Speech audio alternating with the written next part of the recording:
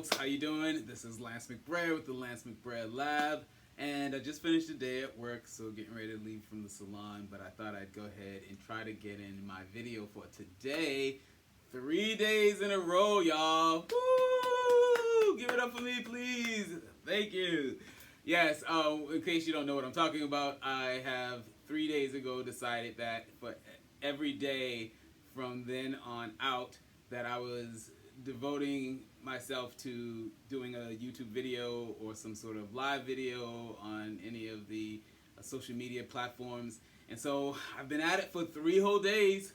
So I'm just going to go ahead and give myself a pat on the back, because that's what we need to do as we set goals and we accomplish them. In order to encourage us to keep going is to do something that's going to make you feel good about what you've done. And so what should I do tonight? Maybe work out? Well, yeah, that might be my treat for myself. But anyway, hope you had a good day and that the intentions that you set for the day, they all came true.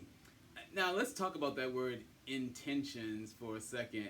It's really quite interesting because usually we think of it as just something that we intend to do or desire to do for the day or for the week or for the year.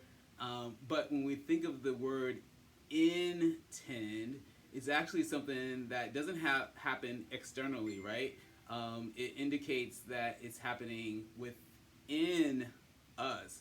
So it's something that we are intending to do, something that we're trying to do from within ourselves. And so I'm going to talk about that just a little bit today, and that is along with intentions, but also I guess I wanted to come from an angle of something that, again, Wayne Dyer, someone that I've been referring to throughout the week, some of his sayings.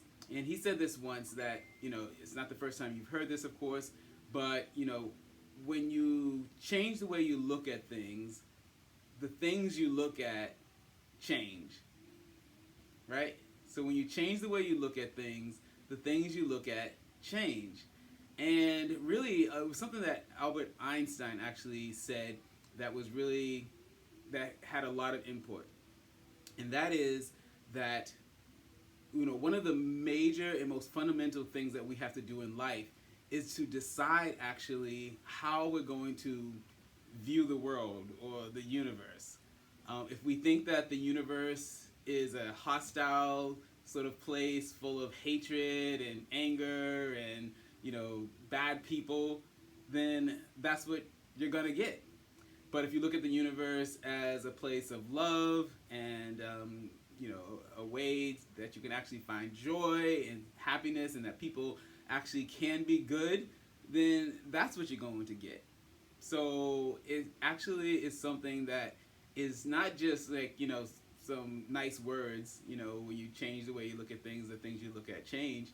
It actually is scientific, and that was by one of the major scientific minds that many people agree upon, Albert Einstein. So those were his words.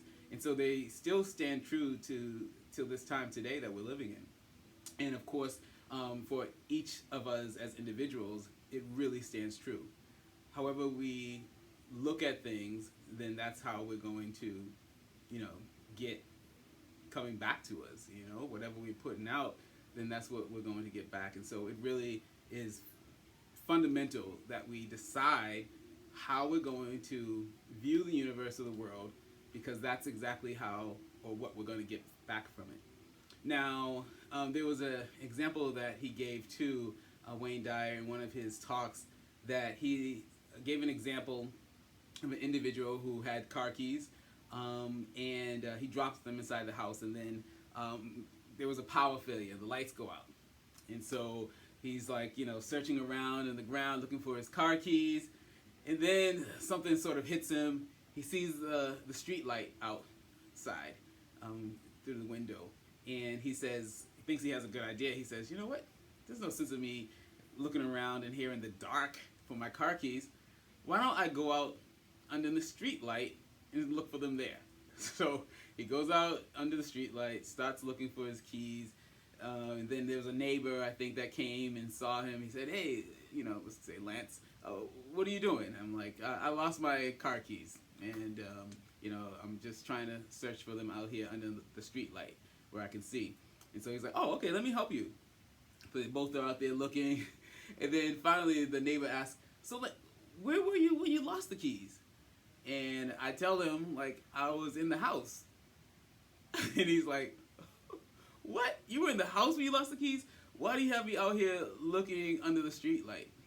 And so the story, or the moral of the story is that, sometimes we have issues, difficulties, problems in our life, and instead of actually looking within ourselves, we sometimes will go out to other sources or to other people and try to find the solution, where it will never be found outside of us. We have to go in, whether it's dark or not, and to actually find the key, if you will, to what can make us successful in life. And that just means not just monetarily, but just a success at life.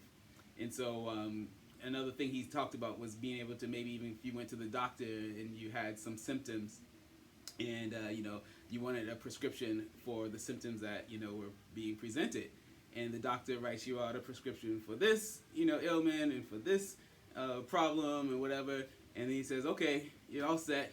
And then you're like, well, hey doc, like, can I get those prescriptions so that I can fill them?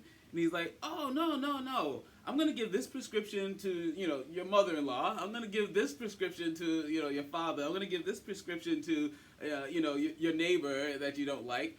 And it's not going to work, right?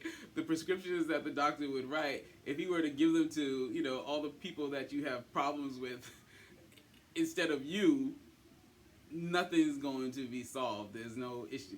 There's nothing that's going to come from that. And so the same thing goes again without looking within ourselves and really finding out what is the key to allowing us to sort of be released from our problems, difficulties, and issues that we have in life.